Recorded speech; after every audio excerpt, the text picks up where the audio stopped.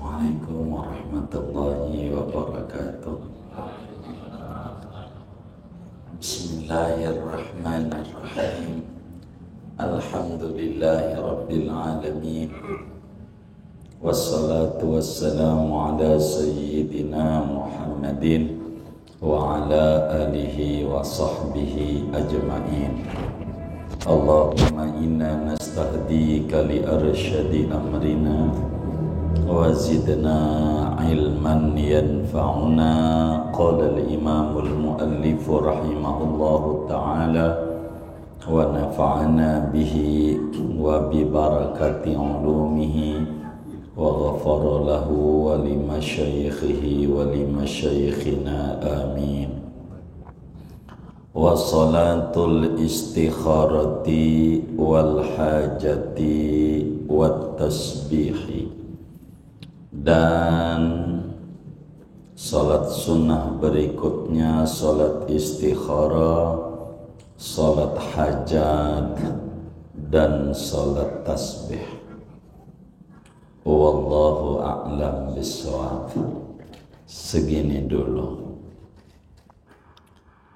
Saudara-saudara sekalian yang mulia, setelah kita pertemuan yang lalu membahas tentang salat istikharah, dalilnya dan cara-caranya serta doa-doanya, malam hari ini kita akan membahas tentang salat hajat. Rasulullah sallallahu alaihi wasallam adalah nabi yang paling sayang kepada umatnya, sehingga umatnya diajarkan bila ada keperluan kepada Allah, apakah hajat dunia, apakah hajat akhirat, diajarkanlah oleh baginda Nabi untuk mengerjakan salat hajat sebagai bentuk pernyataan diri amat sangat butuh kepada Allah Subhanahu wa ta'ala. Sebagai hamba yang lemah, maka butuh kepada Allah Subhanahu wa ta'ala. Bagi orang yang punya hajat, apakah agar jagoannya menang, ataukah hajat urusan dunia biar tanahnya laku, ataukah urusan akhirat biar tambah istiqomah dalam agama, diajarkanlah oleh agama untuk mengerjakan salat hajat. Tentu diatur waktunya oleh agama, yaitu di luar waktu yang diharamkan.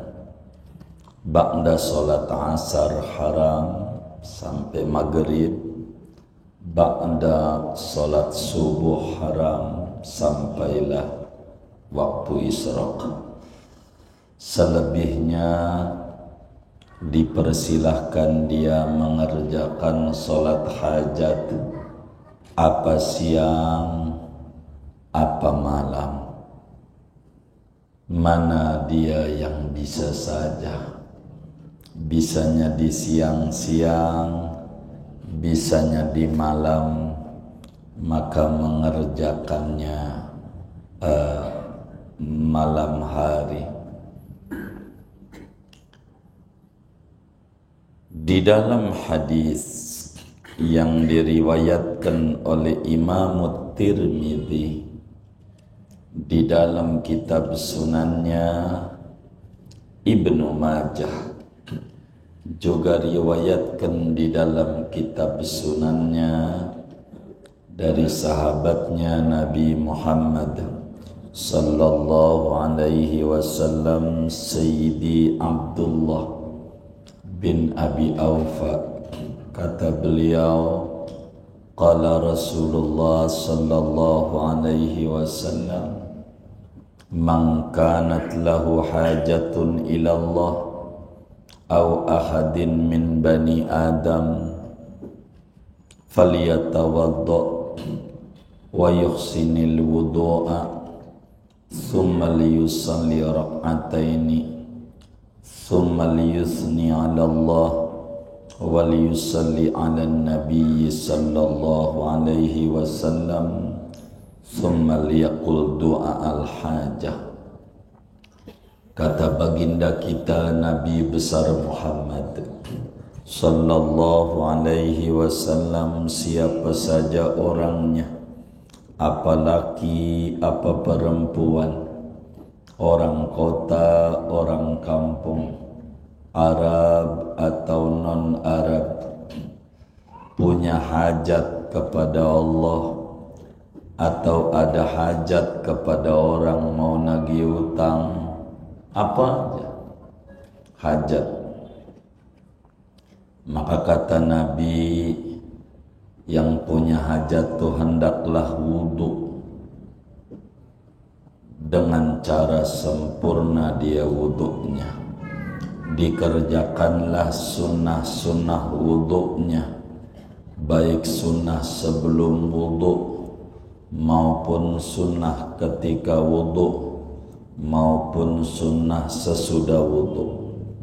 Udah wudu, kemudian kata Nabi, sholatlah 2 rakaat, sholat hajat. Usolli sunnatal hajati rak'ataini lillahi ta'ala. Allahu akbar. Aku niat sholat sunnah hajat 2 rakaat karena Allah Ta'ala. Habis salam baca suratnya, surat langganan aja yang bisa. Apaan? Qul ya kulhu. Rakaat 1 qul ya, rakaat kedua kulhu. Sudah salam, biasa dia baca alhamdulillah, baca sholawat, lalu membaca doa hajat yang diajarkan langsung oleh Nabi Yuna Muhammad sallallahu alaihi wasallam. La ilaha illallah al-halimul karim, subhanallah rabbil arshil azim, alhamdulillahi rabbil alamin, as'aluka mujibati rahmatik wa azaima maghfiratik wal ghanimata min kulli birrin wassalamata min kulli ismin, la tada'li damban illa ghafartah wala hamman illa farajtah wala hajatan hiya laka ridhan illa qadaitaha ya arhamar rahimin. Baru sebut hajatnya, duit ya Allah, duit. Begitu. Ya, kalau hajatnya duit, kalau hajatnya yang lain. Begitu doa kita baca sama-sama. Bismillahirrahmanirrahim.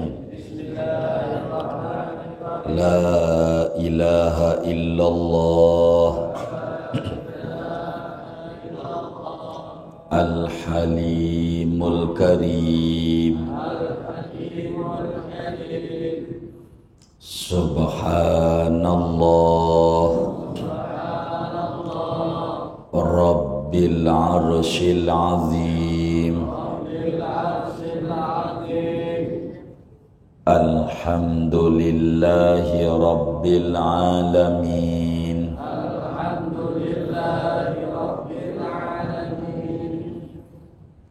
As'aluka mujibati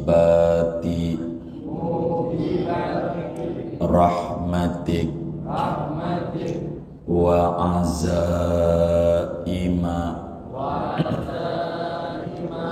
maghfiratik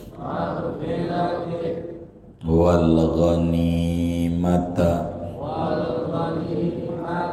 min kulli birrin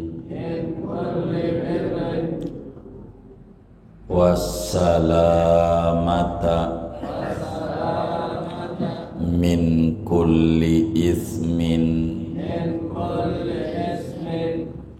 la tada'li dzamban illa ghafartah wala hamman illa farrajtah wala hajatan hiya laka ridon illa qadaitaha ya arhamar rahimin. Nabi itu sayang sama kita, apa aja yang kita butuh diajarkan solusi-solusi terbaik agar supaya tidak ngeluh di Facebook, tidak ngeluh di WA, tidak ngeluh di status, tidak ngeluh di warung kopi, ngeluhnya sama Allah, ngeluh sama Allah, ngomong sama Allah. Sholat hajat diajarin bagi orang yang mengikrarkan dirinya yakin tiada Tuhan kecuali hanya Allah, yakin bahwa Nabi Muhammad adalah Rasul utusan Allah, maka diajarkan untuk mengerjakan sholat hajat sebagai menyatakan kelemahan diri di hadapan Tuhan yang Maha Kuat, ketidakberdayaan diri di hadapan Tuhan yang Maha Kuasa segala-galanya. Kita harus ngadu sama Allah sebagai hamba agar supaya Allah berikan solusi terbaik di dalam segala persoalan-persoalan kita.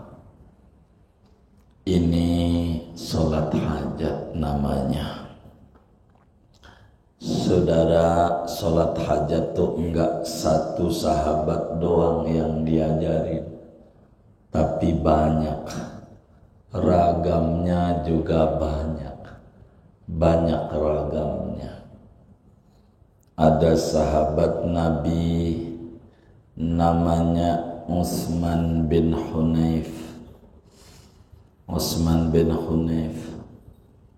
Dia bilang, satu hari Rasulullah sallallahu alaihi wasallam didatangi oleh sahabatnya yang buta, nggak lihat, kata kita orang katarak, jadi matanya memelek tapi enggak kelihatan gitu. Ada juga yang kayak katarak sebetulnya bukan katarak. Itu perempuan bilang sama lakinya, "Bang, kayaknya saya harus ke dokter mata." Emang apa? Sebab setiap lihat dompetmu orang lihat apa-apa. Saya takut mata ini bermasalah.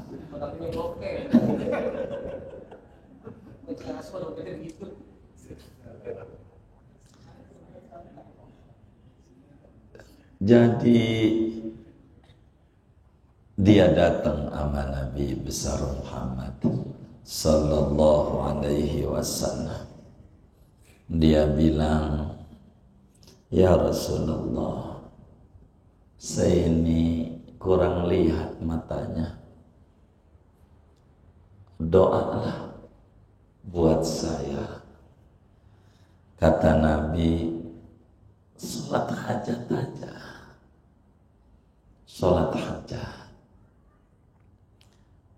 di masjid, tapi tempatnya ya begitu, masjid.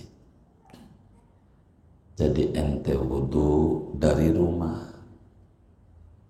Kata Nabi, wudu jalan ke masjid. Mau siang kek, mau malam kek, yang penting mau jangan ba'da sholat asar, jangan ba'da sholat subuh, jangan.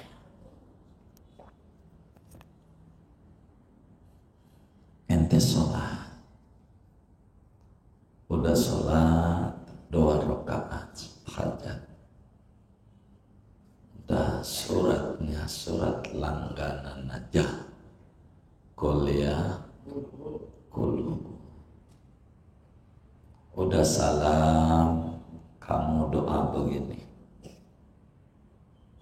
Doanya kata Nabi lain lagi. Begitulah Nabi sayang kepada umatnya. Jadi biasa alhamdulillah, salawat, doa, salawat, alhamdulillah. Doanya ente begini ya, sebut nama aneh, kata Nabi. Sebut, ini orang tua kita pernah nanya nih, begitu. Kata Nabi, doanya begini, kita baca sama-sama. Bismillahirrahmanirrahim. Allahumma inni as'aluka wa atawajjahu ilaika binabiyina Muhammad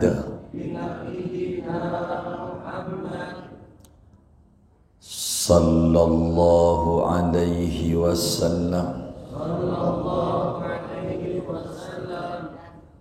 Nabiyyir rahmah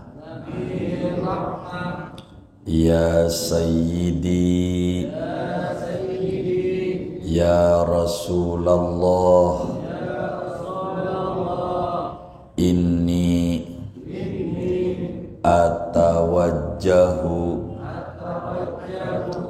bika ila rabbi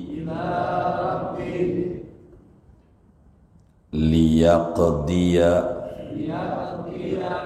hajati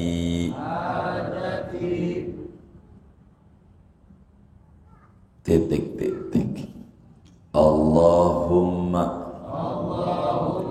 fashaffi'hu fiyya Begitu ente baca ya, kata Nabi, ya Allah, salamnya.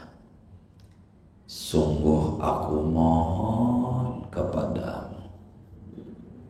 Aku bertawassul melalui pintu Nabi kami, Nabi Muhammad sallallahu alaihi wasallam, Nabi pembawa kasih sayang. Wahai Rasulullah, wahai Nabi Muhammad, aku bertawassul melalui engkau kepada Tuhanku, kiranya Tuhan mewujudkan hajatku. Anu. Ya Allah,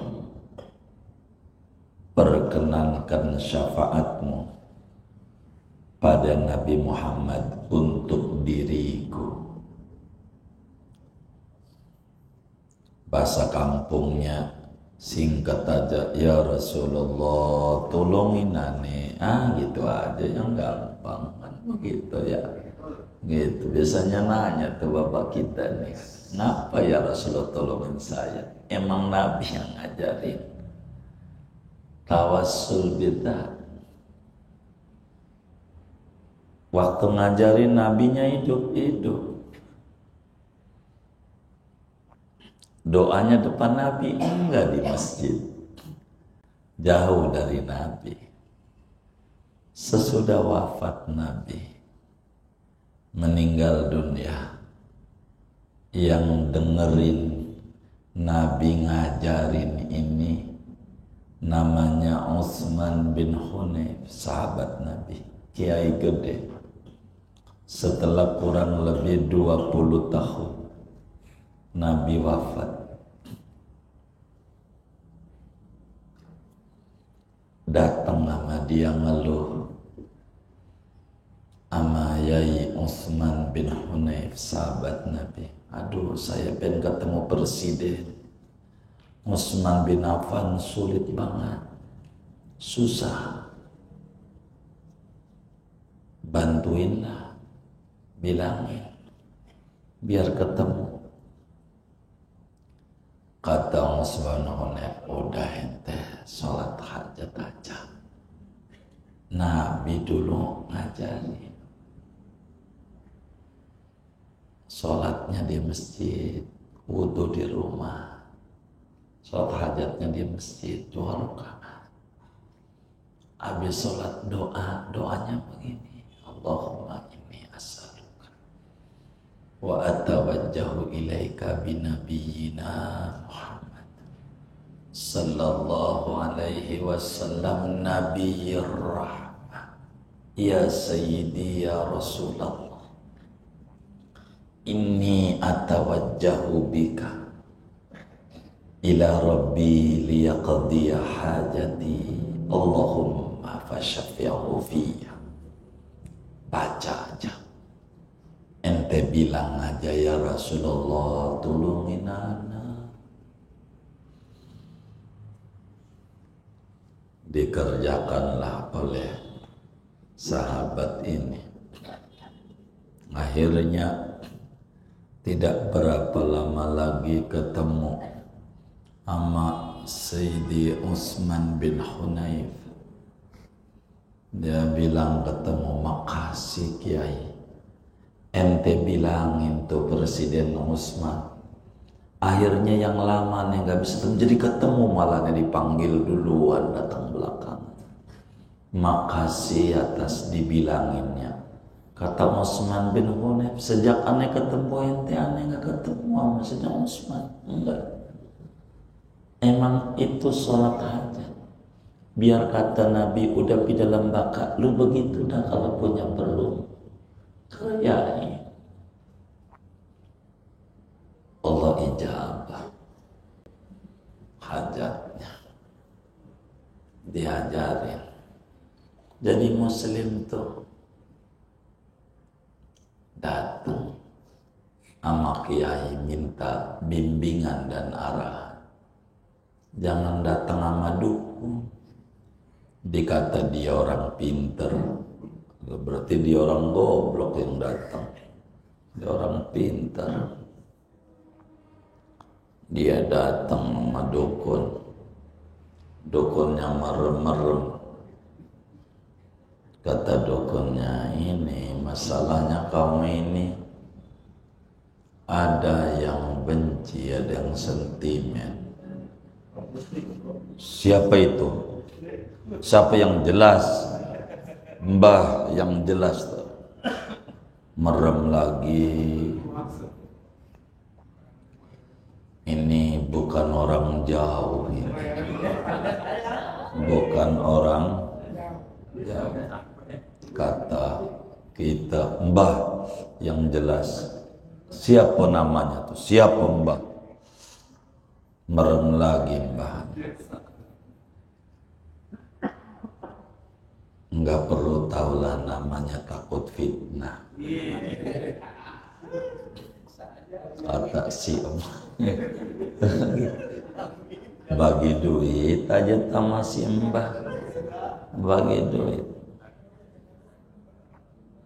Begitu, kalau begitu mau nggak usah dia, gua juga bisa. Begitu, kalau timbang begitu nggak usah pakai dukun ke gunung-gunung, sampai naik kereta, mau ngapain? Begitu, jawab jadi orang majelis. Kata simbahnya, kami ini ada yang benci, puguh bah, Nabi Adam aja yang benar ada yang benci, Nabi Muhammad yang benar ada yang benci, apalagi gua yang banyak dosanya, bah itu mau bisa gua juga. Begitu. Ini yang benci ini bukan orang jauh, atau pugu orang Papua mau nggak kenal. Begitu, itu orang Papua tahu kagak jalan kampung gua, tinggalnya jadi Papua. Begitu, yang gitu Manokwari mana tahu. Begitu, begitu, nggak ya begitu, ngadu sama Allah jadi muslim. Begitu, temu yang kagak. Ya datang, ada orang Mbah, dia daun dilinting-linting, dia jadi duit 50.000. Rumahnya bagaimana? Reot. Yang kayak begitu dipercaya. Rumahnya reot. Kalau dia bisa mah, lah bikin aja duit terus. Gitu, beli dah tuh mobil Alphard 10. Ngapain didongeng-dongengin kalau dia bisa. Begitu. Tapi benar daun bisa jadi duit. Ya Allah, nenek gue juga bisa. Pagi-pagi ambil tuh daun pisang, bawa pasar Bintaro, jadi duit. Imam begitu doang aja dikagumi. Rasulullah muslimah. Nabi ajarin. Nabi ajarin. Dan balik sama Rasulullah muslimah. Bagaimana Nabi? Kalau kita punya hajat, balik aja. Gitu, balik aja. Balik aja. Kita minta aja hajat kita. Tapi ada yang benci, biarin. Yang benci, biar pegel-pegel terus aja minta rezeki yang Allah. Gitu, entar kebeli lagi motor PCX putih, meriah. Begitu, entar beli lagi apa ya, Fortuner hitam, begitu modal ya kan. Begitu terus aja dikir aja, tangisi Allah. Hamba Allah tuh begitu, hamba Allah begitu. Jadi biarin, nggak perlu angkat tangan apa. Yang benci-benci itu biar pada mampus. Ya Rabbana, betapa kotornya tangan diangkat timbang buat begitu. Lihat aja di kebun, buah yang busuk mau jatuh sendiri, nggak usah didoa-doain. Yang jatuh-jatuh itu yang busuk-busuk, nggak perlu angkat tangan. Sayang amat tangan membuat angkatan Allah, minta rahmat, minta kasih sayang. Inilah Rasulullah, Nabi yang sayang sama umatnya. Tinggal kita mau minta apa enggak gitu. Minta tuh, ulangin begitu, ulangin sekali ketuk pintu. Ya kayak pengemis, diketuk pintu depan enggak keluar, pintu samping. Ketuk pintu samping enggak keluar, pintu belakang. Gedor aja, lama-lama juga keluar. Begitu juga kita mau ketuk dengan sholat hajat model begini, ketuk lagi dengan sholat hajat model begitu yang diajarin Nabi. Lama-lama juga dikasih amal. Jangan baru sekali ngerjain ngambek sama Tuhan, berhenti. Ini amalan gak manjur, bukan. Kitanya belum lempeng sama Allah. Amalan manjur, kitanya belum lempeng. Lempeng aja. Nanti Allah kasih.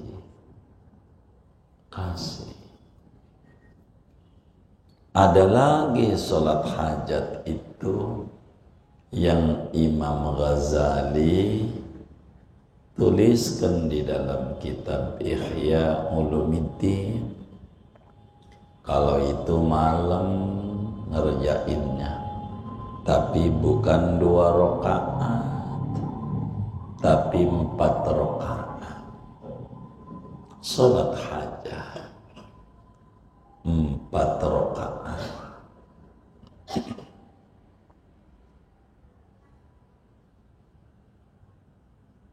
4 rakaat, 1 kali salam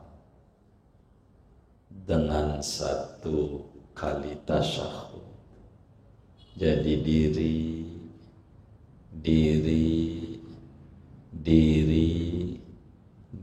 duduk. Jadi 1 kali salam. 4 rakaat usolli sunnatal hajati 4 rakaat mustaqbilal qiblati ta'an lillahi ta'ala.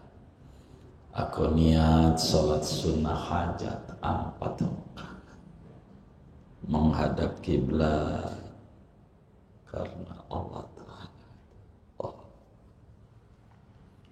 Habis baca Fatihah rakaat 1, baca surat Qulhu 10 kali, 10 balikan, bukan Qulhu, bukan, sampai kufuan ahad 10, baru dah dia rukuk dan seterusnya. Rakaat 2 baca Fatihah, baca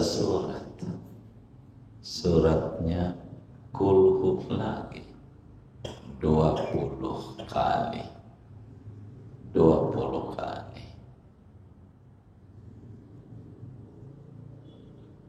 Udah 20 rukuk, Allah biasa. Ntar rakaat ketiga baca Fatihah, nggak ada tasyahud awal, bangun perhatikan, baca Fatihah. Habis Fatihah baca Qulhu 30 kali. 30. Dia ada 30 ruku, yang tidak dia sujud. Rakaat keempat dia baca Fatihah lagi, baca Qulhu 40 kali, baru ruku. Jumlahnya 100 Qulhu, 100. baru dah nanti ruko saja ya intital sujud biasa tasawuf akhir salah. Nah doa sebisa dia tinggal disebut aja, nggak usah pakai basi-basi. Minta apa? Iya duit aja. Minta apa? Duit, ya duit aja udah. Begitu. Allahumma inni as'aluka bi annaka antallah alladzi la ilaha illa antal ahad as-samad alladzi lam yalid wa lam yulad wa lam yakul lahu kufuwan ahad. Baru dia minta, Tuhan aku mohon kepadamu demi keagungan tiada Tuhan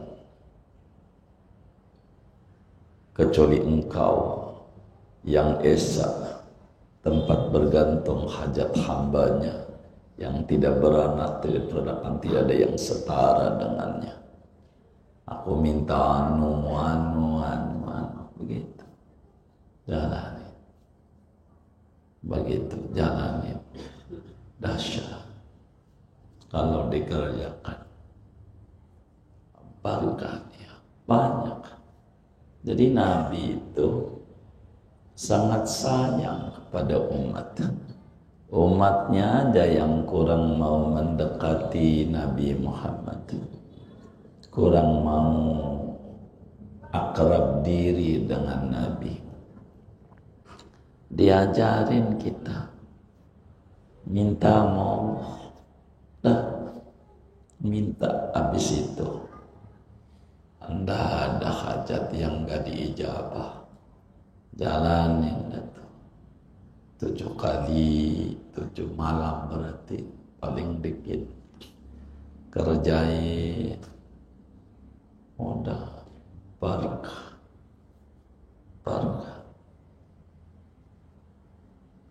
Saudara, banyak kalau dongengin sholat hajat ini banyak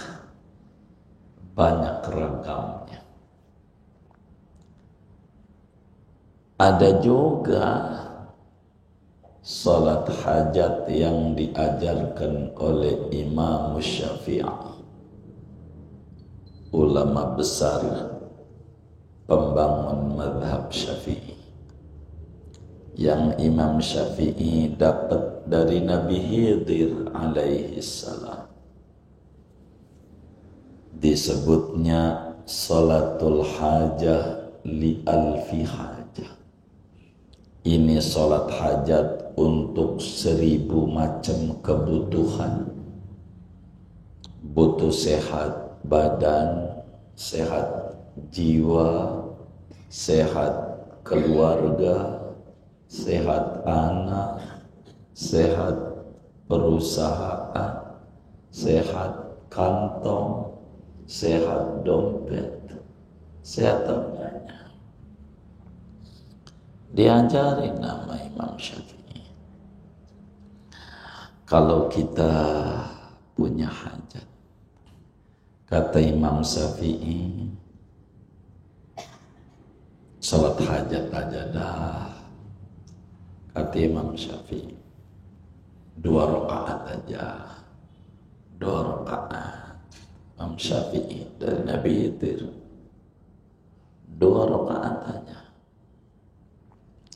Rakaat 1 bacanya surat kuliah ayyuhal kafiru 10 kali. Kuliah kafir. Ada 10 baru ruku. Biasa dah sami Allah segala macam.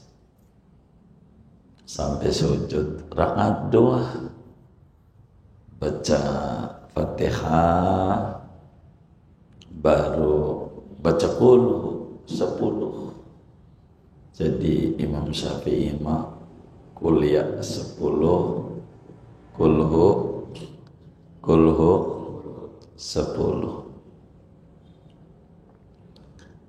Kemudian habis salam sujud. Habis salam tuh. Habis salam sujud. Sujud. Baca sholawat 10 kali dalam sujud. Sholawat. Yang bisa aja sholawat Ibrahimiyah ke sholawat sholat. Kamu suka sini Ibrahim sini untuk majid 10 kali. Atau sholawat nariyah. Apa yang penting sholawat Nabi 10. Terus baca subhanallah walhamdulillah wala ilaha illallah wallahu akbar wala haula wala quwata illa billahil aliyil azim. 10 kali. Habis itu doa sapu jagat 10 kali. Rabbana atina fid dunya hasanah wa fil akhirati hasanah wa qina adzabannar. 10. Habis itu minta sambil sujud tuh minta, ngomong sama Allah, ya Allah, apa sih minta. Silahkan bila itu dikerjakan, hajat model apa aja kata Imam Syafi'i enggak beres, mesti beres. Allah ijabah. Jadi banyak sebetulnya solat-solat itu yang diajarkan di agama ini, tinggal kita muslim jangan jauh dari Nabi. Kita harus ikuti tuntunan-tuntunan agama supaya kita dikasih. Singkatnya, bagi orang yang punya hajat, berharap hajatnya diwujudkan oleh Allah, sunat mengerjakan sholat sunnah hajat. Yang penting jangan ba'da sholat asar dan jangan ba'da sholat subuh. Ini aja dah, dari banyak toh, segini aja. Wallahu a'lam bishawab. Ada yang ditanya mungkin dari materi ini atau di luar sebelah sana, atau ada pengumuman? Baik. Tanya ada bukan dari Pak Timur perihal sholat jamaah maghrib dengan isya, posisinya beliau mau sholat bisa digabung tapi maghribnya ikut dengan imam merawatib kalian di kampung tersebut. Apakah boleh langsung kita melaksanakan sholat isyanya jamaah takdim? Demikian pertanyaan. Boleh saja kalau jamak doang, kalau qasar nggak bisa. Kalau jamak ya kita ikut kepada imam yang ada. Habis jamak jadi sholat anggap maghrib, ikut imam yang di kampung situ jamak doang, maka isya harus minggir. Begitu boleh. Kalau qasar nggak bisa. Kalau qasar jamak qasar gitu nggak bisa. Jadi umpamanya zuhur di makmum sama orang kampung situ, pengen duhurnya 2, nggak bisa, batal qasarnya, harus 4 ngikutin imam yang ada, baru dia bangun sholat asar. Kalau dia sendiri atau sama rombongannya baru bisa qasar. Karena di antara syarat qasar tidak boleh bermakmum kepada imam yang sholatnya tamam. Ini aturannya. Begitu, kurang lebih demikian. Allah a'lam. Berikut perihal rukuk. Kalau banyak kan untuk faktornya itu seperti ini tangannya dulu atau dengan begini dulu atau faktornya begini saja. Iya, tangannya ngadep kiblat. Coba aja duduk, coba duduk, gitu. Nah itu kiblatnya ke situ. Nah tangannya kayak begitu tuh ya, ngadep kiblat semuanya. Anggap kiblat satu. Betul iya. Cuman tangan ininya terbuka, keteknya terbuka. Iya, nah kalau dibuka jadinya. Masih banyak yang seperti ini bro kita. Oh iya, mungkin dengkulnya sakit. Kalau orang lain mah kita nggak bisa nyalahin. Bisa aja dengkulnya sakit ya. Begitu orang lain. Gitu. Kalau yang penting buat kita. Iya. Banyak. Jadi biarin orang mah. Nanti kalau dia ngaji bakal ketemu. Begitu, begitu. Kalau nggak ngaji. Kalau ngaji, insya Allah ketemu ilmunya. Allah a'lam. Baik. Tentang sholat kita makmum ketahuinya yang imam rawat itu sholat sunnah. Yang di masjid ternyata sholat sunnah. Kita sholat wajib. Enggak apa-apa, boleh saja. Jadi aja. Yang nggak boleh sholat jenazah imamnya. Kita ikut, nggak jadi. Jadi di antara aturan berjamaah itu harus sesuai susunan sholatnya si makmum dengan imam. Artinya ada ruku, ada sujud. Kalau imamnya sholat sunat, apalagi nggak tahu dia sholat sunat, kita sholat wajib, jadi aja. Apatah lagi nggak tahu. Nggak perlu si imam tuh tangannya begini-begini. Nggak perlu. Iya, nggak usah. Saya sering masih Taufik. Saya sholat sunat, dipikir sholat wajib, dia makmum. Ntar saya salam, dia dingin, saya makmum dia. Biasa itu.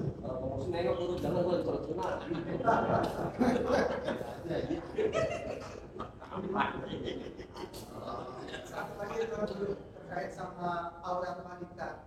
Kita menyaksikan wanita sholat tanpa mukena.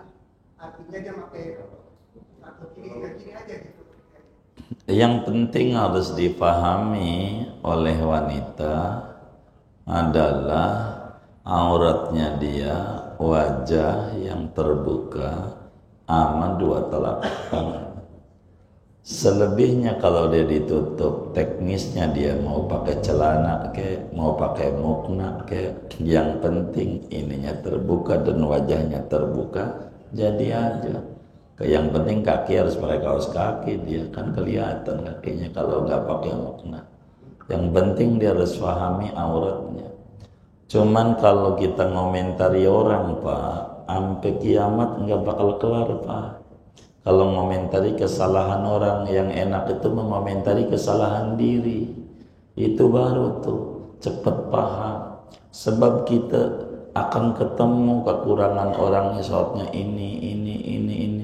Nah, nantinya kita ilmunya nggak nempel. Kalau kita ngomongin orang, kalau saya secara pribadi kurang mau mengomentari itu karena repot. Setelah dijawab nggak disampaikan juga sama yang nanya, masih wanitanya itu kan kagak. Jadi hanya membongkar saja gitu. Iya betul. Jadi yang enak tuh kekurangan kita dalam ibadah, bagaimana biar kita sempurna. Inilah faedahnya ngaji. Pokoknya prinsip ngaji, makin banyak kita ngaji, makin banyak faham kekurangan kita di dalam ibadah. Tapi kalau makin banyak ngaji, banyak guru, makin banyak tahu kekurangan orang lain, aduh itu meniat ngajinya nggak lempeng. Kita aja dirapihin. Itu yang paling pokok di dalam kita ngaji. Insya Allah kalau begitu nempel. Oh begini, oh begini, oh begini. Itu kayak begitu. Sebab di masjid itu takbir bakal macem-macem. Begitu. Cara ruku macem, sujud segala macem. Yang penting napak pada ilmu. Itu yang paling pokok. Paling pokok di dalam ibadah. Kurang lebih demikian. Wallahu a'lam. Ini ngaji terakhir, sayanya tidak bisa sebab 2 minggu akan datang kemungkinan saya posisinya ada di Thailand. Jadi tidak mungkin saya mengajar ngaji. Saya kemungkinan 2 minggu akan datang, tanggal berapa ini ya? 2 minggu akan datang. Tanggal berapa? Tanggal 5. Tanggal 5. Oh tanggal 5. Oh tanggal 5. 5 Maret. Oh 5 Maret. Oh 5 Maret enggak mungkin. Udah mau Ramadan 2 hari lagi saya harus berangkat ke Mekah. Tanggal 7 masalahnya. Jadi enggak mungkin. Jadi ngaji malam ini terakhir, saya enggak bisa meneruskan kajian. Begitu. Nah, sebelumnya ini kita baca Fatihah. Ini ada infak bulanan untuk wakaf tanah di kebun kopi per Februari 2024, lingkungan Al-Barakah, Al-Muflihun dan sekitarnya. Dari Ustadz Mansuruddin 50.000, Umi Susan 50.000, Kaisa Zalfa 50.000, M Syafihadami 50.000, M Zaini Abdul Ghani 50.000, Bang Kimong 50.000, Bang Pepen 50.000, Haji Hasbi 50.000, Bang Umay 50.000, Bang Uda Uni 250.000, Bang Nasori 100.000, Bang Samarkan 50.000, Ustadz Yunus 100.000, Bapak Anang 50.000, Haji Budi 50.000, Bang Nurman 100.000, Ibu Haja O'ok Kebonjeruk 300.000 atas nama almarhum Haji Sabeni dan almarhumah Haja Asmah dari Kongamar Kebonjeruk 150.000, RT Eko 100.000, Ibu Tini 50.000, Bima 50.000, Baihaqi 50.000, Nizar 50.000, Sabil 50.000, Haji Aril 600.000, Bang Hasan HFC 200.000, Bang Linda 150.000, Ayu Cingkosim 150.000, Ibu Haja Nikmah 400.000, Bang Wahyudin 100.000, Bang Taufik 100.000, Bang Dayat 50.000, Pok Yani Yuliani 50.000, Ali Khadewi 50.000, Fatir Ahmad 50.000,